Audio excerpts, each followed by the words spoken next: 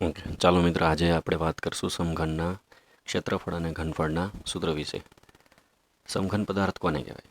તો કે જે પદાર્થની લંબાઈ, પહોળાઈ અને ઊંચાઈ એક જ સરખી હોય. જો આ એક ચોરસ જ છે, બરાબર છે? સેમ ટુ સેમ આ બીજું, પછી આ ત્રીજું, ચોથું, ઉપર પાંચમું અને નીચે છઠ્ઠું. તો આ 6 એક સરખા ચોરસથી જે પદાર્થ બને તે પદાર્થને કહેવાય સમઘન પદાર્થ, બરાબર.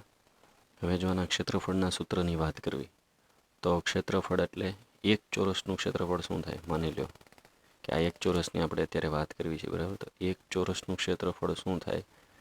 લંબાઈ ગુણ્યા લંબાઈ. એનો મતલબ શું થયો? એલનો વર્ગ. હવે આ એક ચોરસ ક્ષેત્રફળની વાત છે. તો હમણાં વાત થઈ એમ સમઘનની અંદર કુલ કેટલા ચોરસ હોય? 6. તો બસ આગળ છગડો લગાડી દો એટલે 6l². એ થઈ ગયું સમઘનનું કુલ પૃષ્ઠફળ.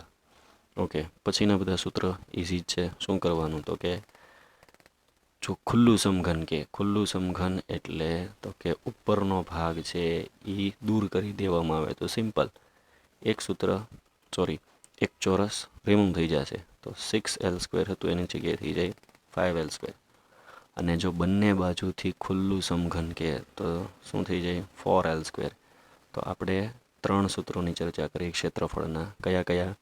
તો કે કુલ પૃષ્ઠફળ કે તો 6l², જો ઉપરથી ખુલ્લું કે તો 5l², અને જો બંને બાજુથી ખુલ્લું કે તો 4l². આ થઈ ગઈ એના ક્ષેત્રફળની વાત, બરાબર. હવે વાત કરવી આપણે એના ઘનફળની. ઘનફળ એટલે આ સમઘનની અંદર કેટલો પદાર્થ અથવા કેટલું પ્રવાહી સમાઈ શકે. ટૂંકમાં એની કેપેસિટીની વાત કરવાની છે, બરાબર. તો શું કરશું?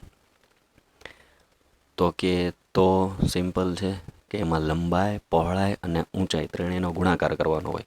પરંતુ લંબાઈ, પહોળાઈ અને ઊંચાઈ એક સરખી જ હોય છે સમઘનની અંદર. એટલે કે લંબાઈ ગુણ્યા લંબાઈ ગુણ્યા લંબાઈ એટલે એના ઘનફળનું સૂત્ર થઈ જશે એલનો ઘન. શું થઈ જશે? એલનો ઘન. એટલે જો ઘનફળની વાત કરે સમઘનની તો એનું સૂત્ર થશે l³. આ હતી સમઘનના પૃષ્ઠફળ અને ઘનફળ વિશેની ચર્ચા.